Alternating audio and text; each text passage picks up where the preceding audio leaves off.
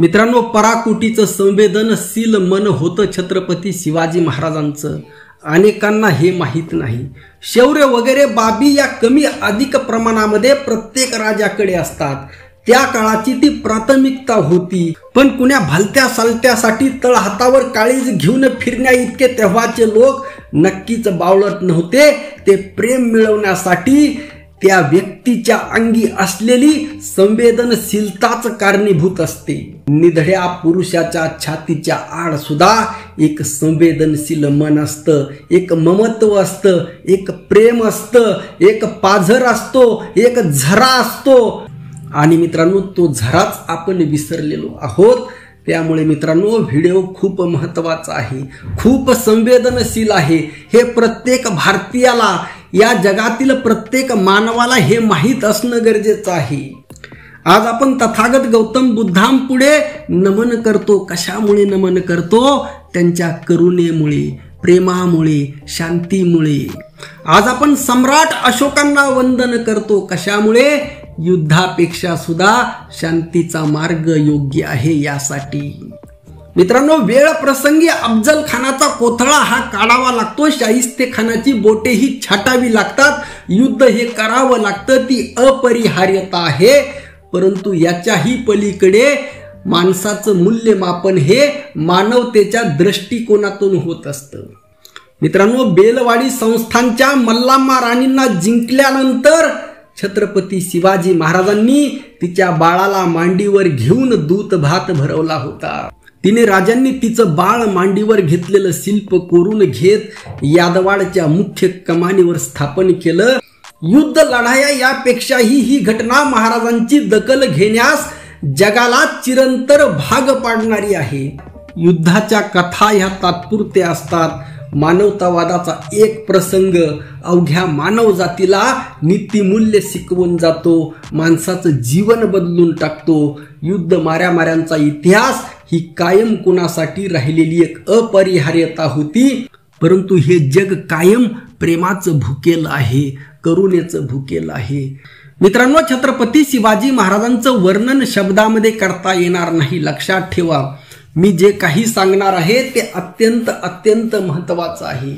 छत्रपती शिवाजी महाराजांना तुम्ही कोणत्याही एका जातीच्या, धर्माच्या, देशाच्या बंधनामध्ये बांधू शकत नाहीत. अनेकांनी तो प्रयत्न केला, परंतु तो प्रयत्न कदापिही यशस्वी होणार नाही. संपूर्ण विश्वाने ज्यांची विद्वत्ता मान्य केलेली आहे ते विश्वरत्न डॉक्टर बाबासाहेब आंबेडकर सुद्धा छत्रपती शिवाजी महाराजांसमोर नमन होतात. त्याच उंचीचे महात्मा फुले सुद्धा छत्रपती शिवाजी महाराजांसमोर नमन होतात. मित्रांनो, काय काय उंचीचे माणसं या भारतभूमीमध्ये जन्मले. पवित्र ते कुळ पावन तो देश, जेथे हरीचे दास जन्म घेती. येथे हरी म्हणजे मानवतेचं प्रतीक आहे. येथे हरी म्हणजे विठ्ठल आहे, जो सर्वांना भावतो, जो सर्वांना आवडतो. आणि मित्रांनो, याच भारतभूमीमध्ये छत्रपती शिवाजी महाराजांची, या महाराष्ट्रामध्ये छत्रपती शिवाजी महाराजांची बदनामी होते, अपमान होतो. आजही छत्रपती शिवाजी महाराजांची बदनामी करणारा, बाबासाहेबांची बदनामी करणारा राहुल सोलापूरकर याच्या विरोधामध्ये गुन्हे दाखल होत नाहीत. आणि जे लोक छावा चित्रपट पाहून ज्यांच्या मनामध्ये जोश येतो, त्यांचा जोश कुठं जातो? ज्यावेळेस कोश्यारी छत्रपती शिवाजी महाराजांचा अपमान करतो, ज्यावेळेस सोलापूरकर छत्रपती शिवाजी महाराजांचा अपमान करतो, ज्यावेळेस छत्रपती शिवाजी महाराजांचा अपमान करणाराला याच महाराष्ट्रामध्ये महाराष्ट्र भूषण पुरस्कार दिला जातो. आणि याच महाराष्ट्रामध्ये जो व्यक्ती छत्रपती शिवाजी महाराजांची बदनामी केली म्हणून महाराष्ट्र भूषण पुरस्कार एका व्यक्तीला देतो, मित्रांनो, तोच व्यक्ती आज राज्याचा प्रमुख आहे. कुणाच्या जीवावर? मराठ्यांची संख्या. मित्रांनो, छत्रपती शिवाजी महाराजांना जातीपातीच्या बंधनामध्ये बांधता येत नाही. लक्षात ठेवा, ॲक्च्युली जात हे वास्तव नाही, हे मी अनेकदा मांडलेलं आहे.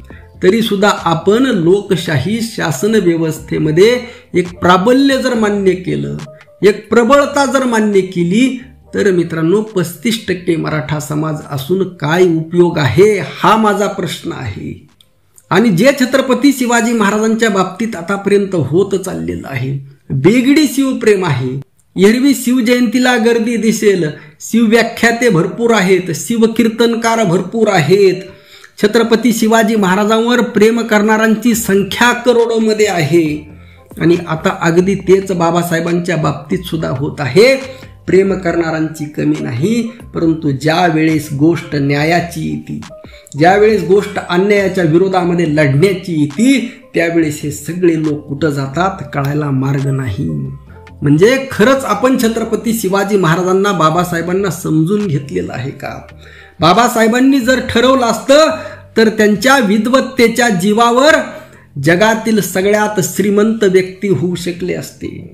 परंतु बाबासाहेबांनी मानवतेचा मार्ग पत्करला, करोडो लोकांच्या जीवनातील दुःख नष्ट करण्याचा मार्ग पत्करला. आणि तोच मार्ग जगातील सर्वश्रेष्ठ मार्ग आहे, मानवतेचा, करुणेचा, प्रेमाचा, शांतीचा.